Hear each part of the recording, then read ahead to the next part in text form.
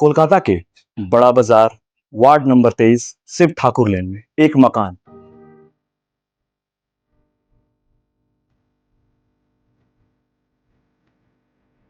फिर पापा ने 2005 में फिर रिपीट एक लेटर दिया, जो चीफ मिनिस्टर से लेकर लाल बाजार से लेकर सारा जगह उन्होंने लेटर दिया, लेकिन बाड़ी वाला को एक सुनवाई तक नहीं हुई। जब से उनके पापा लिए हैं अभी टिल नाउ, अभी तक कोई भी ये रिपेयरिंग नहीं किए। मकान जो करीब 100-150 या उससे भी अधिक पुराना है। यहाँ एक परिवार या उनसे अधिक कुछ लोग रह रहे थे, लेकिन अभी फिलहाल एक परिवार रह रहा है जो लंबे समय से रह रहे हैं, करीब 100 सालों से बताया जा रहा है कि वो रह रहे हैं। लेकिन अब मकान की स्थिति इतनी बुरी हो चुकी है कि कभी भी कुछ भी हो सकता है, कभी भी ये मकान जमींदोज हो सकता है। स्थिति आप देख सकते हैं, जिस तरीके से हर तरफ बांस लगी हुई है, बांस के सहारे ये मकान टिका है। अगर बारिश हुई, जिस तरीके से कोलकाता में अक्सर कंपन देखा जाता है, अगर इस तरीके की स्थिति बनती है तो कभी भी ये जमींदोज हो सकता है।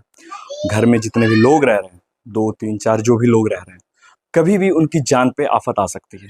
ऐसे में जो मकान में रह रहे हैं, उन्होंने मकान के मालिक को लंबे समय से एक नोटिस दिया है। कई बार ओरल तरीके से उन्होंने बात किया है, लेकिन जो शिव कुमार ठक्कर जो इस घर के मालिक हैं, वो जरा सा भी इस तरफ ध्यान नहीं दे रहे हैं। अगर जिस तरीके से स्थिति बनी हुई है, जो सीढ़ियां हैं वो जर्जर हालत में, कभी भी टूटकर वो नीचे गिर सकती है। बांस के सहारे सीढ़ियां लटकी हुई है। लेकिन जिस तरीके से जो इस मकान में रह रहे हैं, वो कई जगह जाकर इसकी कंप्लेन कर चुके मैं ये हैं। बता दूं, मैं 40 नंबर शिव ठाकुर गली के निवासी हूँ। मेरा पापा का नाम रामचंद्र सिंह है। मेरे पापा 100 साल के टेनेंट हैं यहाँ पर। तो जब से ये ऑनर शिव कुमार भट्टर के पापा देवकुशन भट्टर ने 1984 में ये लिया था, उस समय से ये जर्जर अवस्था में थी। 1995 में पापा ने लेटर दिया कॉर्पोरेशन में, उनको भी, उनकी मम्मी को, उनके पापा को, सबको इंडिकेशन किया कि ये मकान बहुत जर्जरित है, इसको संग संग रिपेयर कराया जाए 1985 में। तो वो लोगों ने इग्नोर किया। तो पापा ने क्या किया, म्यूनसिपैलिटी से परमिशन लेके पापा ने बनाया 1925 में। फिर पापा ने 2005 में फिर रिपीट एक लेटर दिया, जो चीफ मिनिस्टर से लेकर लाल बाजार से लेकर सारा जगह उन्होंने लेटर दिया, लेकिन बाड़ी वाला को एक सुनवाई तक नहीं हुई। जब से उनके पापा लिए हैं अभी टिल नाउ, अभी तक कोई भी ये रिपेयरिंग नहीं किए। तो ये जर्जर अवस्था तो होनी ही थी, क्योंकि जब भी हम कोई भी मैसेज देते हैं 2017-15 से, वो एक आपका एंटी सोशल रखा जिसका नाम है अवधेश सिंह, वो मर्डर केस में अभी जेल में है। तो 2015 से लेकर उन्होंने इतना हैरेसमेंट किया, मेरे पाँव को तोड़ दिया उन लोगों ने। क्योंकि हम लोग रूडू बंदे, हम लोग के पास डॉक्यूमेंट है हर चीज़। वो डॉक्यूमेंट नहीं देख रहे, बोले डॉक्यूमेंट फाड़ दो, स्ट्रेट बोल रहे हैं डॉक्यूमेंट फाड़ दो, मेरे पास पैसा है, मैं सब कुछ कर सकता हूँ। ये शिव कुमार भट्टर का ओरली स्टेटमेंट है। तो उन्होंने 2015 से लेकर 2020 तक इतना हैरेसमेंट करवाया अवधेश सिंह से लेकर, तो हम लोग हैरेसमेंट हो गए, जिसके चलते मेरे पापा डेथ कर गए आईसीयू में।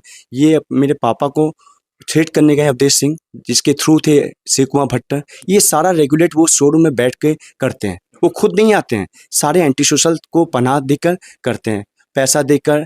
थाना हमारे पास है, लोकल हमारे पास है, आपको कुछ नहीं होगा, टूटेगा निकलेगा।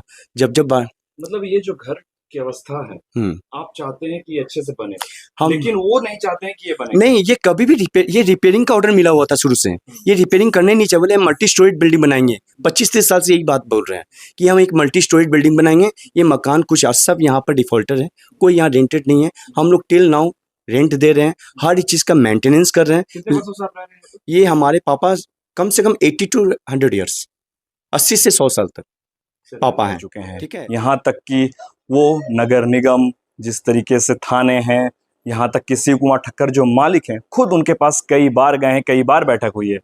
अब एग्रीमेंट भी बन चुका है, लेकिन उसके बाद भी चीजें साफ नहीं हुई है, क्योंकि अभी भी कुछ दस्तावेजों पर हस्ताक्षर बाकी हैं।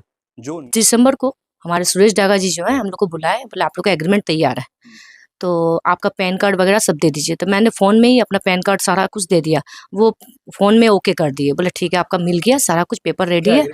एग्रीमेंट में था कि आपको 350 दिया जा रहा है स्क्वायर फीट, और आपको शिफ्टिंग के लिए हम लोग मतलब दे रहे हैं घर, और 10,000 उसका रेंट है।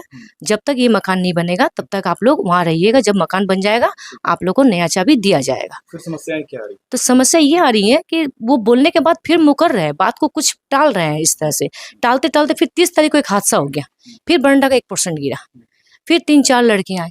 तो जब तक 4 साल तो कुछ नहीं हुआ था, 4 साल में कोई एक लड़का भी नहीं आया था। ये 6 तारीख से चालू हुआ। तब इनके बाद हम लोग फिर डीसी डीडी सब जगह गए, लाल बाजार भी गए।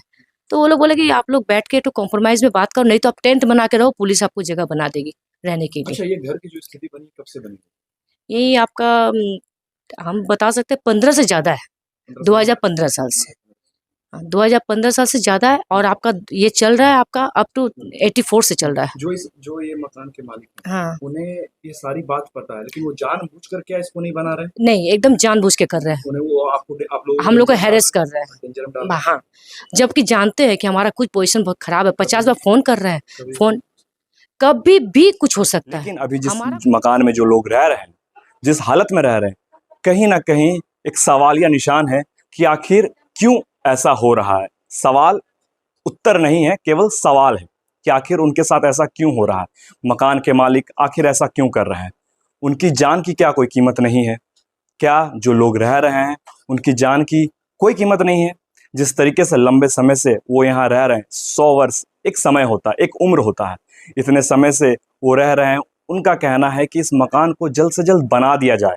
वो कहीं अगर शिफ्ट हों तो वो हो जाएंगे, इसमें कोई समस्याएं नहीं है। लेकिन सारे जमा पूंजी खत्म हो गए मेरे। अब हमारा इस मकान में रहना या ना रहना बात की बात है, लेकिन अब जान पर आ गया। आदमी के 4 में किसी का भी 1-2 किसी का भी जान जा सकता है, ठीक है। और जमा पूंजी मेरा सब खत्म हो गया। आदमी के बीच में यदि किसी का भी एक्सीडेंट हो जाता है, इसका दायित्व तो आपका है।